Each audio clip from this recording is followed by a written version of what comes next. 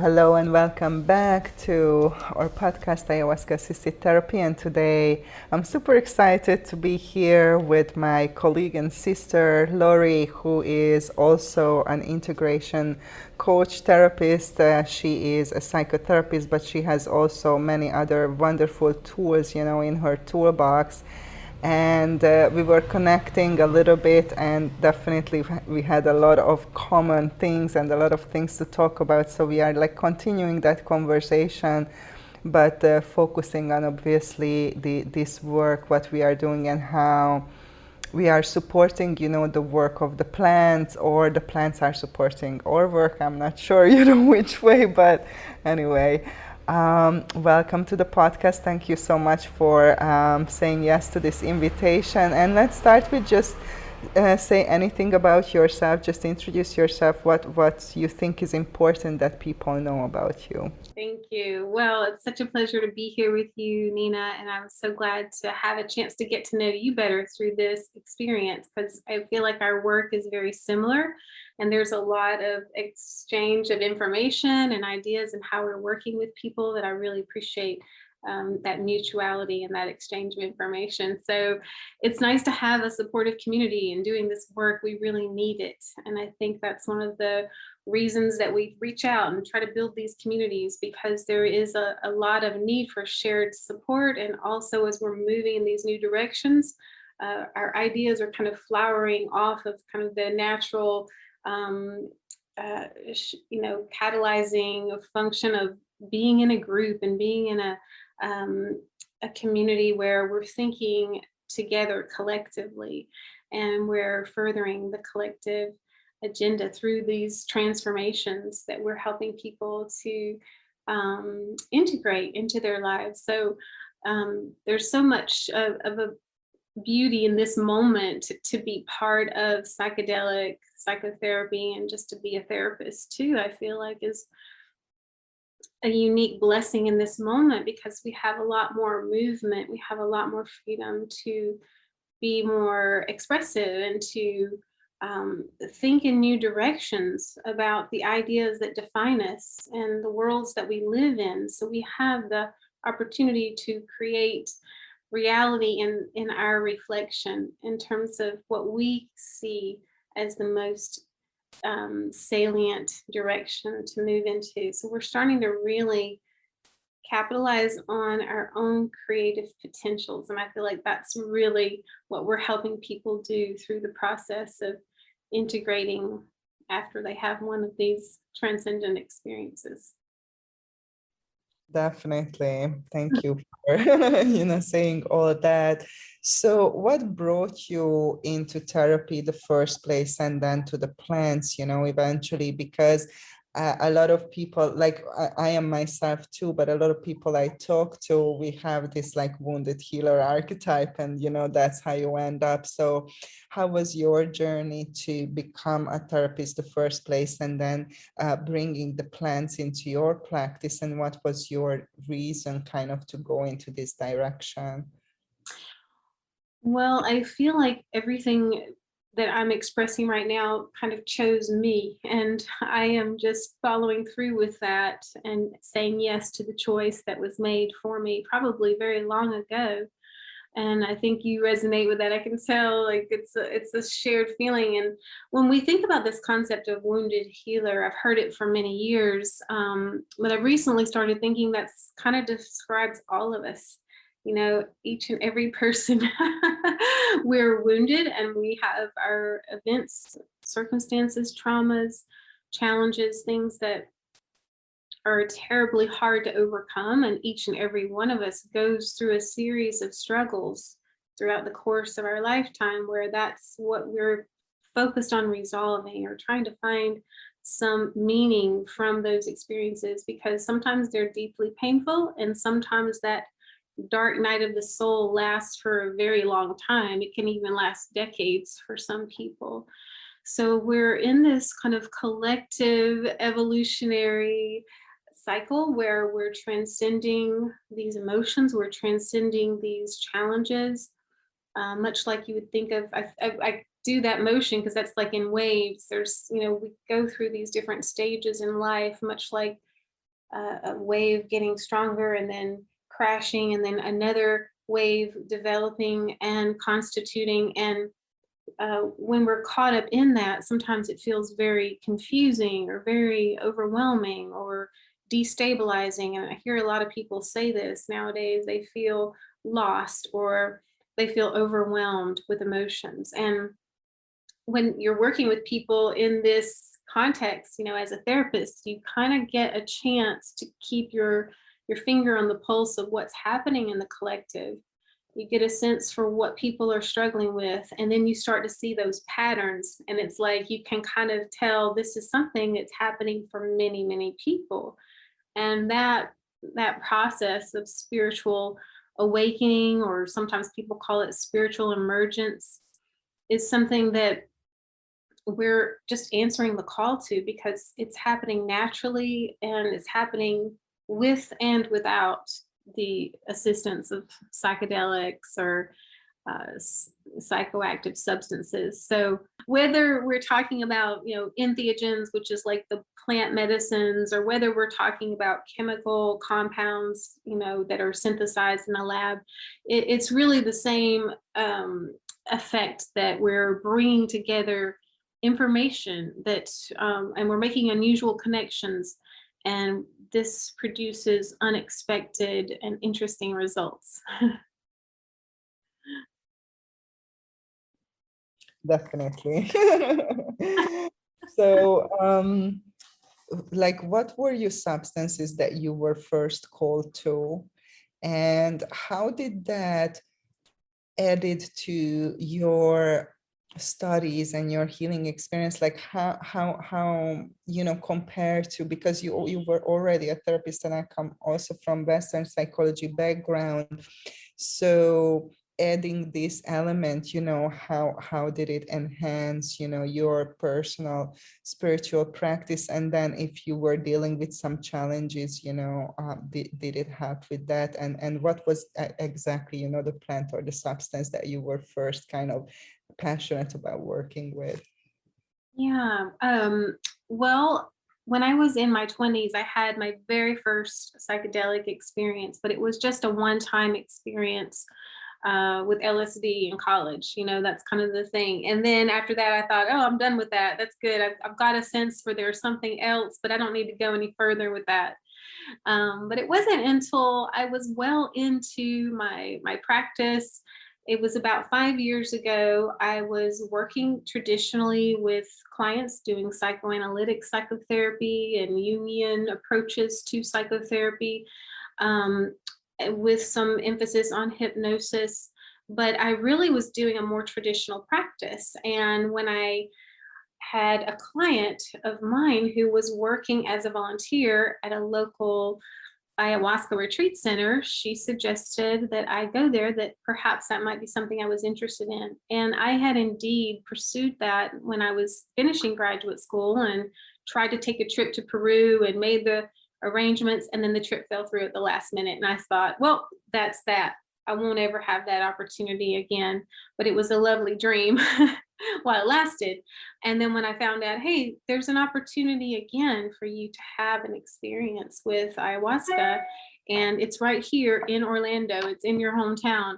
And this was unbelievable to me. So coming to the plant medicine was such a gift. And for me, it was a life-changing experience, a very profound journey that put me in touch with myself and my own innate um, ability to love myself, which I didn't realize I didn't have already. I thought I was loving myself just fine. And I realized, no, I have an experiential sense of what it feels like to be loved by the mother. Some people call mother ayahuasca. And that for me was, it radically changed my priorities. It changed my sense of who I was. It changed what I wanted to do with my life and how I wanted to relate to people, and the impact that I wanted to have with my life. So that's one of the most profound things I think that the medicines give us, is that it is transformative in terms of our relationships and our ability to make connections with others. So really, we're wanting to change our mind. Like How to Change Your Mind was the amazing book by Michael Pollan. And I think that that's the very first step, but really and truly it's about how to change our relationships. Because when we have this awareness, when we become aware that we're aware, now we have the ability to play within this dream and to approach our lives in more of a playful and more of a dreamlike, more of a creative manner. And so what I really see as the beauty of these psychedelics is that it's possible for us to transform our relationships. And I think that's what really is the number one problem for most people. But just like we say in therapy, to have a relationship or a good relationship with someone else, it starts with our relationship to ourselves and honoring ourselves and having reverence for our own lives. Yeah. So beautifully said. Yes, I couldn't have said it better. What I would like to add is in terms of therapy work, it was very interesting for me that my experience with psychotherapy was obviously before that you start from the surface, and kind of you're digging down and removing those layers. And at each layer, there is resistance that you need to work through. And it's a very strenuous and lengthy process.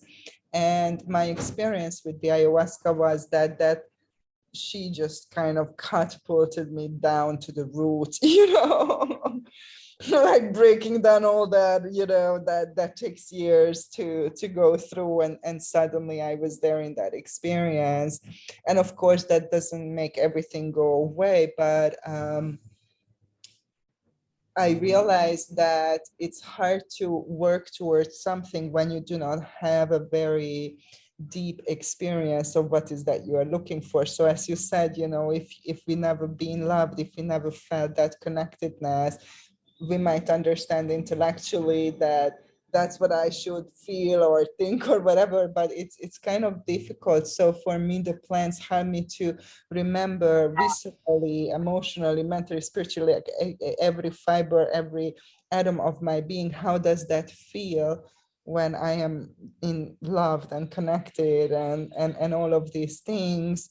And that was a very strong anchor and the reference point for me from then on that I could kind of keep returning to in my everyday life, without drinking the plants anymore. So suddenly it was like, okay, I know where I'm going and I know what's going on with me now. It was a very different perspective, while before, as you said, I had a completely different image of myself and a different perception of things that were just not accurate and that were limiting, in many ways. So what do you think about that in terms of therapy work is like, helping you to catapult you through many layers, and help you to more go to that root where we always want to say, hey, go to the root of the problem. And that takes some time. So how do you see that, in your own practice? Yeah, it's getting to the source or the origination point from which all of these hurts and pains came from. And a lot of the work that we do in preparation for a psychedelic journey might be working through the personal trauma. That's kind of an important piece, preparation work in understanding our past as the personal history, maybe the narrative that we tell ourselves, and putting a little space and distance between ourselves and this story of our own life, kind of the narrative that we've experienced. And I think the beauty of this is being able to kind of realize that our story is important. It was important. It was part of our development. It's what's made us who we are.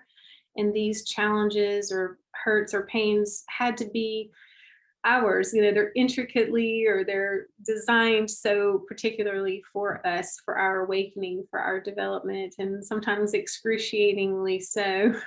But knowing that we can alchemize that, there's a way for us to metabolize that pain, and then to be able to truly move past this narrative story being the defining feature of our lives, and to put it in its proper place so that it is part of us, but it's not the end of the story. We don't have to drag it around through life with us. So to your point, there's this, shedding that we have to kind of slough off. We have to let go of things that happened and that aren't really with us anymore. And there's a lot of times there's sentimentality. Sometimes there's respect for the past. There's, respect for the people that populate our lives who we're always still wanting to honor in certain ways. And sometimes we keep the past traumas with us because we think that's honoring the people that we experience those with. So there's, but this need for shedding is the same thing with, plants, or, the snake sheds the skin. And so we do have to transcend these tendencies and ways of being. And we're always looking at in careful detail to see, are there any remnants left of those particular grooves that we get into? And sometimes something will resurface like an old pattern,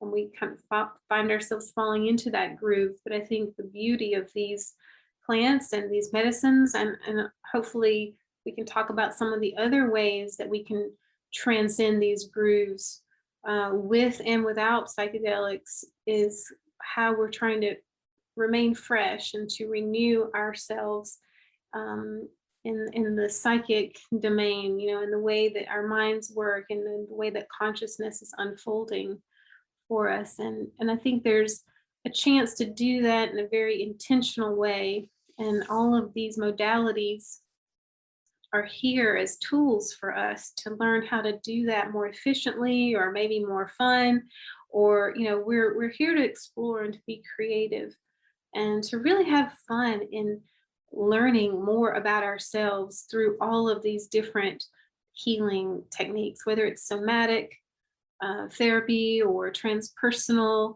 psychotherapy, or existential psychotherapy, Buddhist philosophy. There are many things. And as you and I talked about the other day, breath work is another beautiful healing modality, and movement or dance.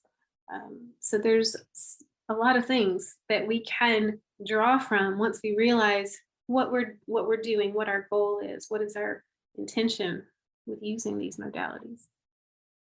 Yes, and we're gonna definitely talk about that and share some of our favorite tools with you guys as always. So I know that, obviously we connected through the ayahuasca, and I often feel that there is an invisible connection between the people who work with this plant, because so many times I experienced really connecting with people so fast on such a deep level, who are kind of following, the same kind of path or journey. So, but I also know, because you are in the United States, there is a somewhat limited the legal use of this substance, even though if you use it as a sacrament in a church, you can use it, but from a perspective of insurance and therapy. So I'm not sure, do you do like ayahuasca integration in your practice, like that's something that is official, or do you work with other substances like you mentioned MDMA, for example, in your professional practice? And what are kind of the main reasons why people looking for psychedelic therapy, at least the people who come to you? What is your observation? Well, right now I'm seeing a pretty solid split between people that are coming for traditional psychotherapy and people that are interested in psychedelic assisted psychotherapy, which is really people that have already had an experience, or people who are preparing for an experience. But a lot of people who are just interested in traditional therapy are knowledgeable about these things and are asking about these things. So there's a pretty good balance, I think, between people that are wanting that. But as I mentioned before, I think there's a lot of people having spiritual awakenings right now that I'm talking to people right now through one of the platforms that I do therapy on, and I get to speak to people all throughout the world. And it's really amazing how many people are speaking of spiritual emergence, sometimes spiritual crisis, because they're having feelings they've never had before, or they're suddenly aware of their maybe how they're functioning in their family unit, or they're more aware of how their emotions are following into some unhealthy patterns. So I feel like we're becoming a little more sophisticated just naturally in terms of, psychologically sophisticated of how we relate to ourselves, to the world, to each other. And it seems like it's very much connected to our understanding of this concept of unified consciousness, that the whole entire planet is alive, and that we are connected as much with the animals and with the trees as they are with us, and we're part of this natural world. And as we really as that idea really settles in, we start to see that the plants and the trees are here for us to learn from, and we're having this kind of symbiotic relationship. um, so I feel like there's a lot of people wanting this experience. They want to go deeper. They want to take the deep dive into the unconscious, and they want to willingly step into those alchemical fires of transformation. And, to that, I say, let's do it. We're on. As far as, what we can do where we are, each, person is in a different situation. In Florida here, we have very few things that are legal, and we have to work within the parameters of what we have accessible to us. And here we have ketamine, we have medical marijuana, and we have ayahuasca churches that operate under the separation of church and state. There will be a lot more of these types of substances in the near future. And as you mentioned, MDMA is probably going to be the first, and then psilocybin, which is the magic mushrooms, will be next. But until then, we have to either travel or go places where we can access these substances safely, and make sure that we know what we're getting is a quality substance. Yes, we are excited about the psychedelic renaissance and these amazing plants, obviously. So do you have like a setup program?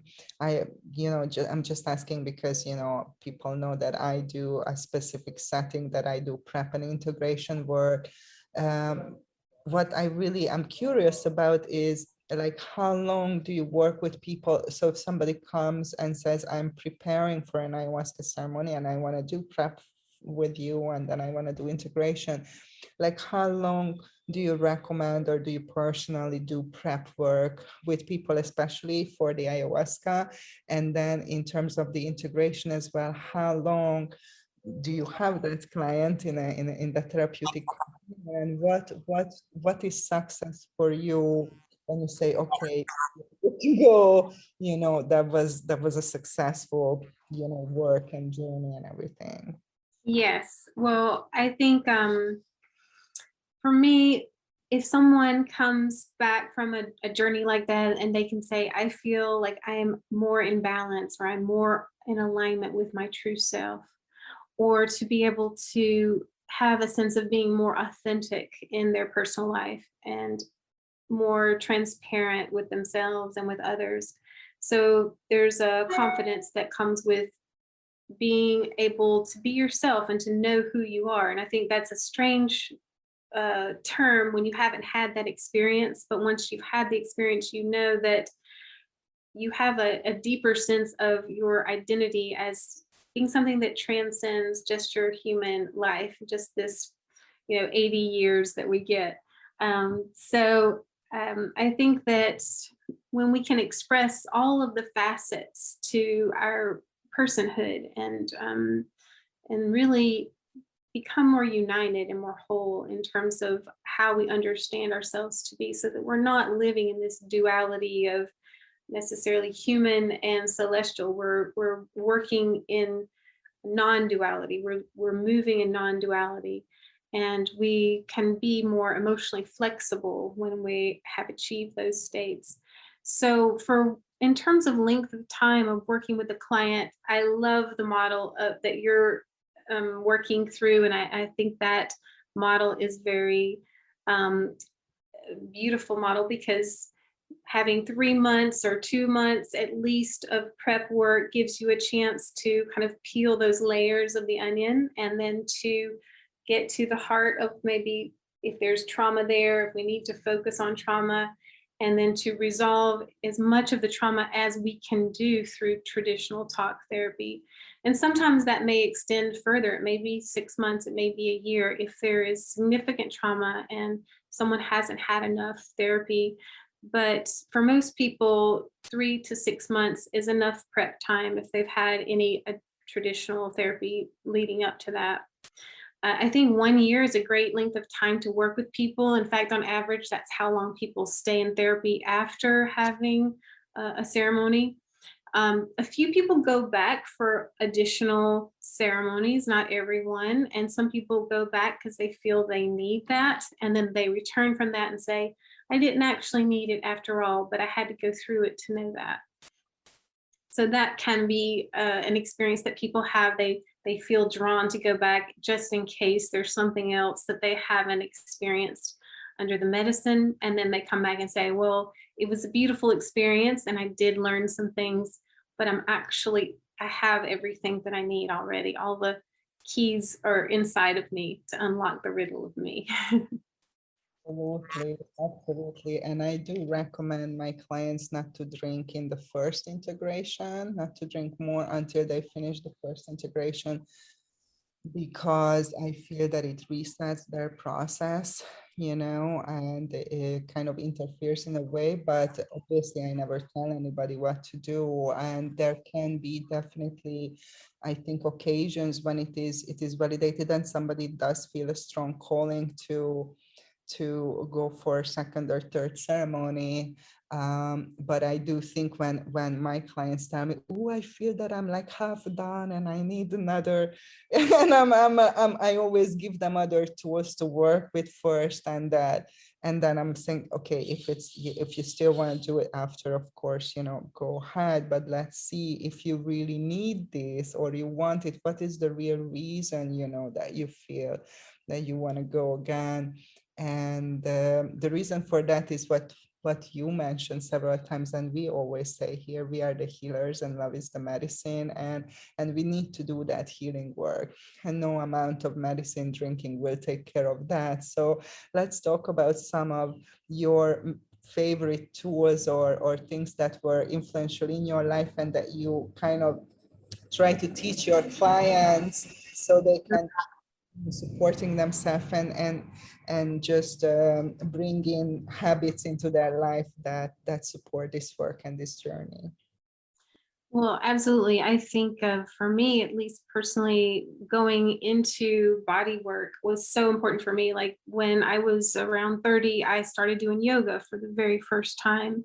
And that was such an eye-opening experience. I remember the very first class that I ever attended, and I had the experience of being relaxed and like just letting my guard down in the class. And it was such a change from what I was used to experiencing, that I had a cathartic emotional reaction. I started crying and I started sobbing because I was like, this is what I should be feeling all the time. And it was so in juxtaposition to what I came in with and the intensity of the stress and the anxiety. And I realized we should all feel this way all the time, and this is possible. So starting that journey of being with myself and really honoring my body through movement, and knowing that, hey, this is my vessel for life and I've got to take care of this vessel and I have to appreciate this vessel. And I think that's one of the things that the psychedelics really highlights for all of us, is that our lives are sacred, and our bodies are the vehicle through which we traverse this lifetime. And so we have, I feel that we are fortunate to be able to have this awareness so that we can honor and be reverent to ourselves. And that creates the precondition for all of the other relationships that we have in our lives. When we're reverent to ourselves, we're reverent to the planet. When we're reverent to ourselves, we're reverent to our children and to each other. And we treat each other the way that, you know, we want to be treated, and we really don't see a distinction between I and thou. There's, you know, this blurring of the lines between, you know, me and you, where I begin and you end, where you end and I begin. And we start to realize that there's a balance, that we can be in this interchange between being one with ourselves and being one with everyone else. So this unity consciousness, I think, is what sets the stage for looking at life from a different lens of experience. And it starts with the body. It starts with being grounded in your body. And then the other piece for me, at least, my personal journey was self-expression, is being able to feel myself moving through space freely, being able to do things with my body creatively, like dancing.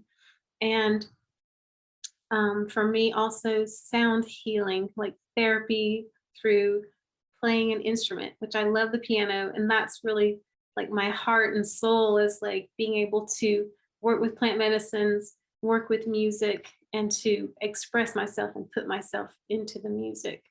And those are the things that keep me moving through life and kind of keep me moving forward, and being free enough to express my truth.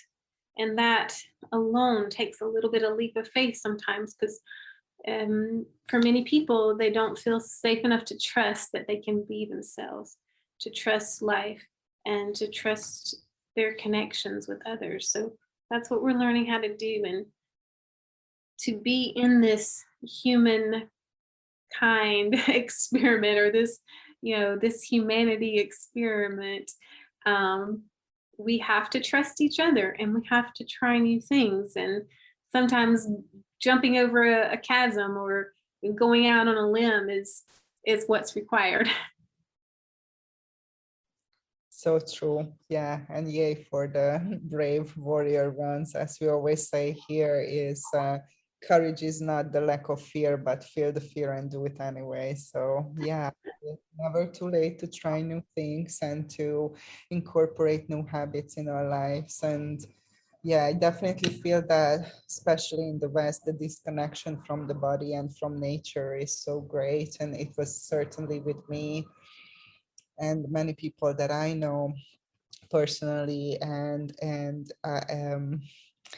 I have this feeling, as the mother ayahuasca is the wine and the root and everything. I feel my being grounded and rooted and reconnected to the physical body and the earth itself. So definitely feeling that this is the container of my soul and spirit, and this is that vehicle. And I look at it that before, my relationship with my body was more like an enemy. I think a lot of women can probably relate to that, maybe men too, mostly women, I guess.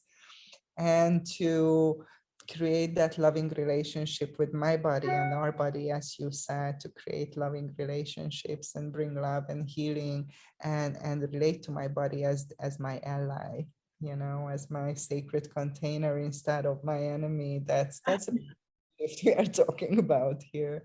So definitely resonate with that. What is your take on this psychedelic renaissance? As we said, what is going on, and we have been excited about it, and also it's a bit scary. So what do you think are the gifts and challenges of this whole movement that is happening right now in the healing field? Well, I think that we're in a place where awareness and consciousness, we're understanding that these things are one and the same, and that, like light, we only experience it as it interacts with matter. And so like light filtering through stained glass, we are enlivened through it filtering through us, and this enlivens the display of self. So awareness itself is what animates us. And can you ask the question again?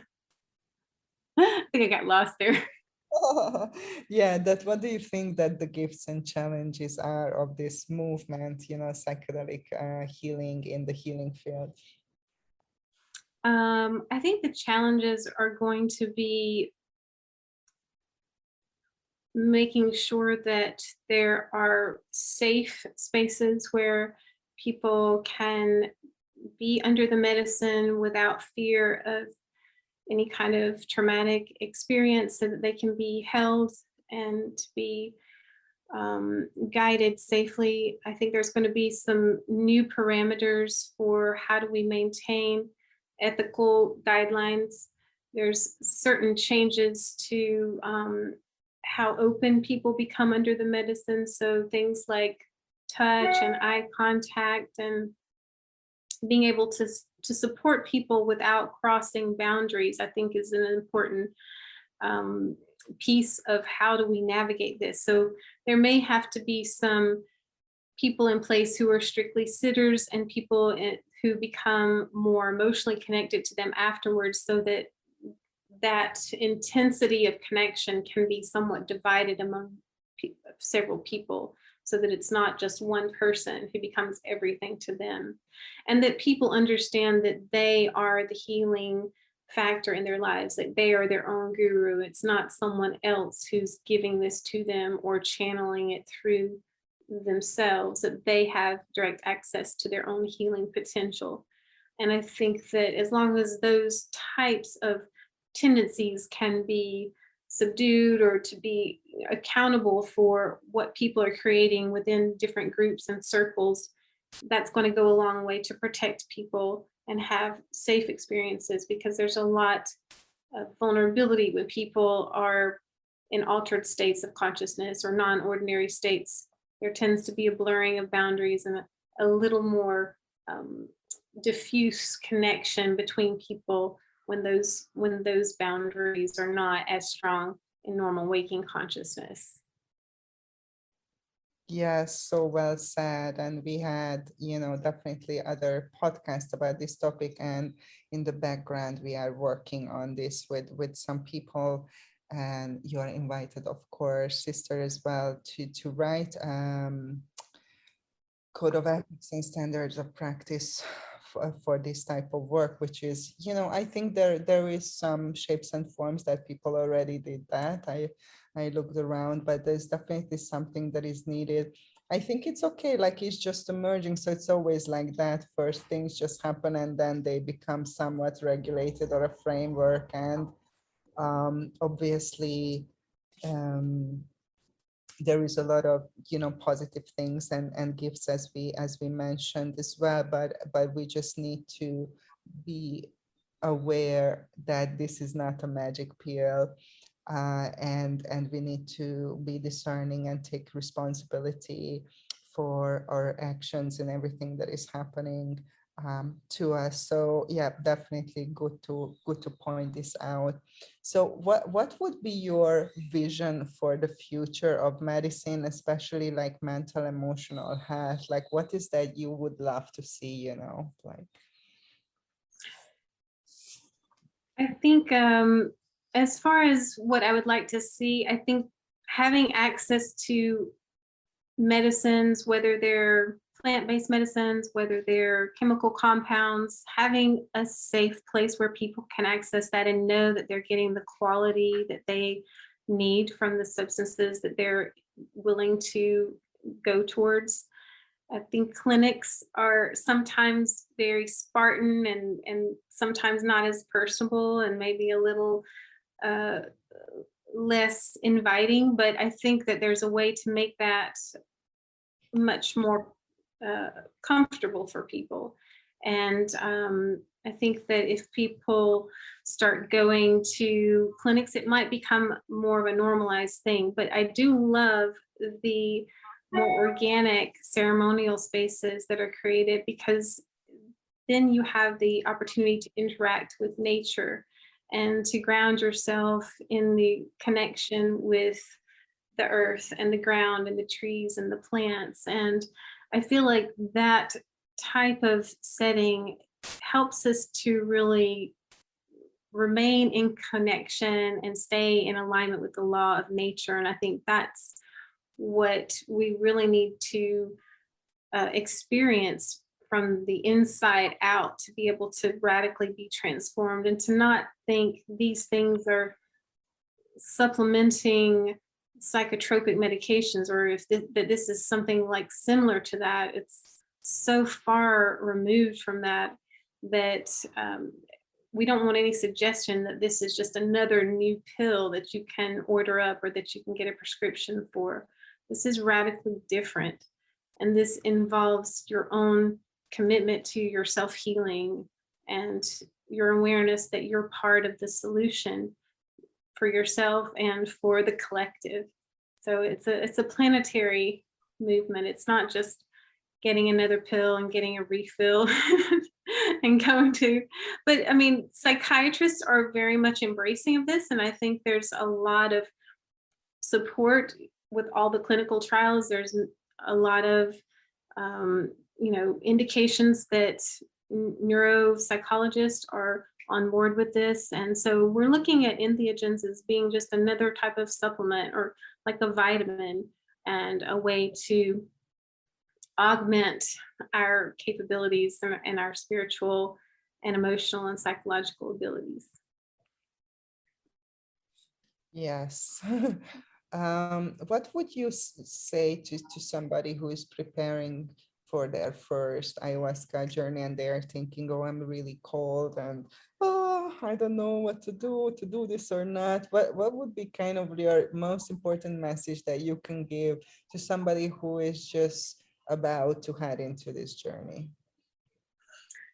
Well, I think trusting that whatever comes up for you is exactly what you need to experience, that medicine has a wisdom to it, an entelechy that is a natural, perhaps a telos to the medicine itself. It knows where you need to go, and it takes you to the places that are the most emotionally charged for you, so that whatever it is that you came to the medicine for, that's what it's going to show you. And those fears that you need to face, or the darker places in your psyche that need to have light illuminated on them, so that we become more sound through these unusual experiences, and that we become more whole and complete when we know more of the darker aspects of ourselves, or the repressed aspects of who we are. So getting to know these disowned or rejected parts of ourselves becomes an important piece of how we can attain this freedom that we're speaking of, and being set free from all of the trappings of seeing ourselves through one strict lens of experience. Yes.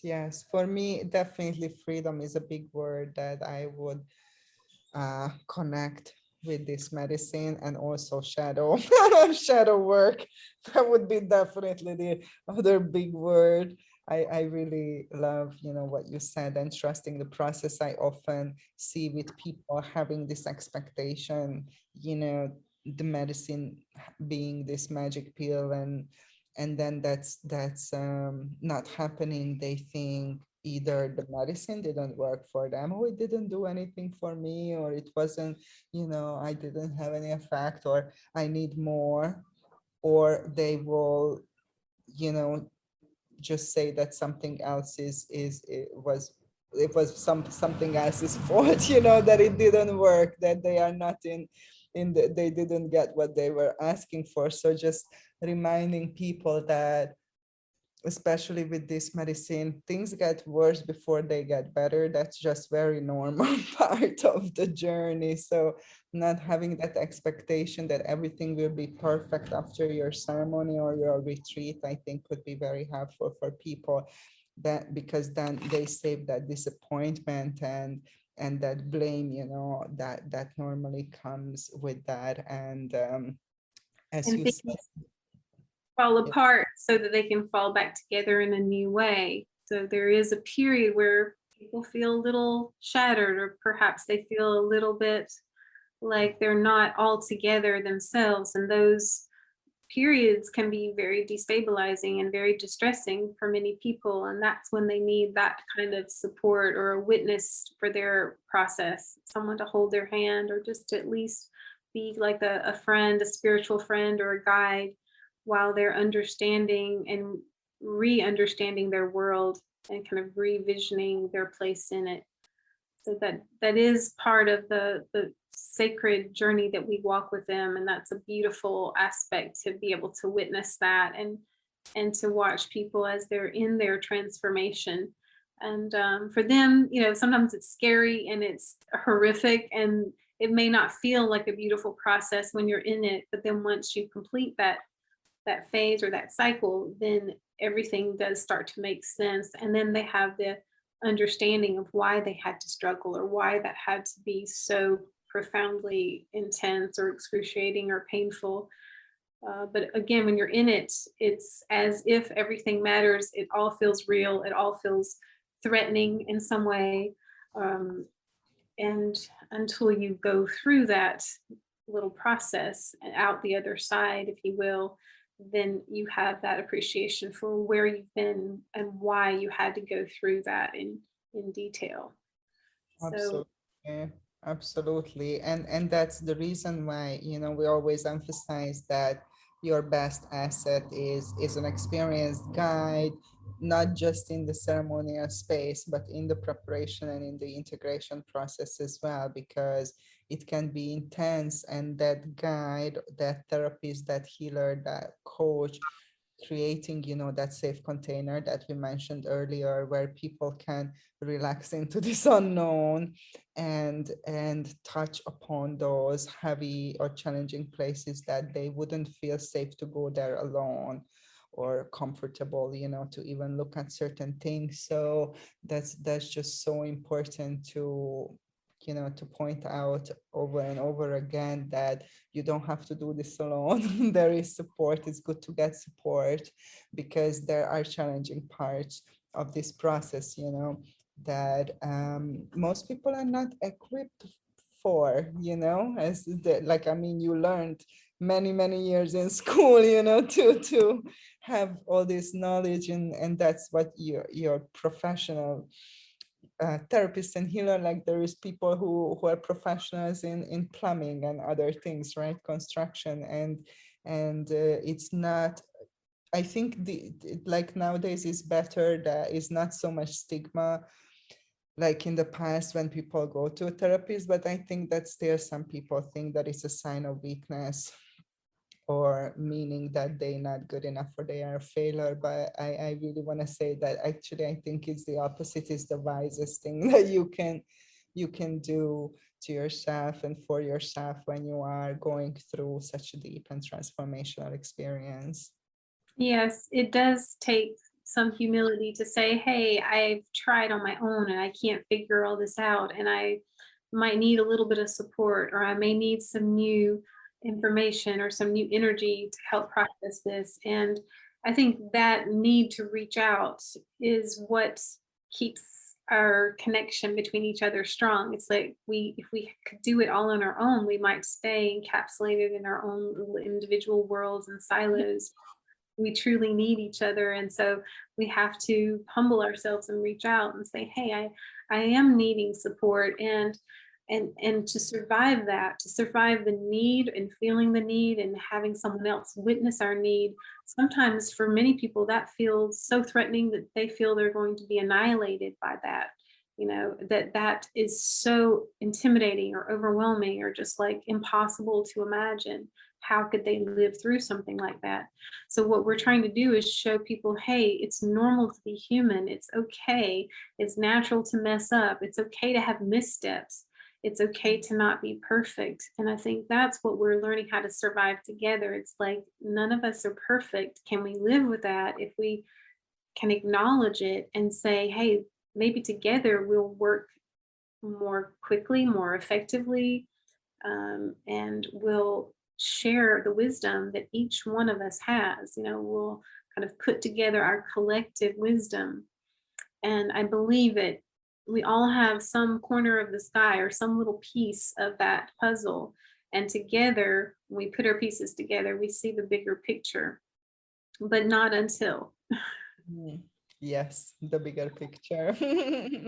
Definitely. Thank you so much for sharing your pearls of wisdom and being here with us today. Is there some offerings that you would like to share with your audience? What are you up to? Where can people find you? And we're gonna put in the description all of your contact information, but whatever you would like to share now, this is the moment. Okay. Well, right now I'm working on doing some writing, and I'm also working on putting together events for the Orlando Psychedelic Society.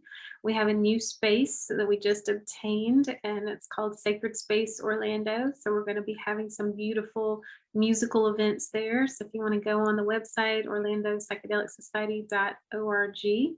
My site, it's my name, Dr. Laurie Maddox. .org, I believe, and I'm just looking to get together with people and to like be able to celebrate being out now that we're not stuck in our houses anymore, that we can celebrate togetherness and really start to build that beautiful community. And it doesn't have to be in person, but I do love having in-person events. But I do feel that we're all connecting throughout the world. And what this, recently I've been learning is that we were so desirous of that connection. And even more than ever, we're aware how much we need it for our lives. So, yeah, thank you. Thanks for letting I hope, yeah, but that we can connect soon in person as well, because I made so many cool connections the last 2 years, like online. So it's funny to when you meet somebody in person and you have a different image, in your head. Yes, we're gonna share all your links, sister, and connect with Laurie if you resonate with her and her work. And yeah, join us on Clubhouse every second Tuesday. So next Tuesday we're gonna be on. It's 5 o'clock EST. Healing and Awakening. In my club we have ayahuasca integration group or room on Clubhouse every 2 weeks. And also, if you are interested to be trained as ayahuasca assisted therapist, which is only focusing this training on the preparation and the integration, this is not a training to serve medicine or to hold ceremonial spaces, then check out my website, avatarhealingarts.com/training. And as I said, we are working on a code of ethics and standard of practice for professionals who work with the ayahuasca, specifically this medicine, in any capacity, either a ceremonial space holder or a preparation or integration therapist or coach. So if you are that, and if you would like to contribute and be part of, creating this document, which is a collaboration of people who work in this field, then please contact me, and we are happy to have you on board. The more the merrier. And stay tuned for our next episode. And thank you so much, sister, for coming. And I'm sure that we will have you again here on the podcast. Dr.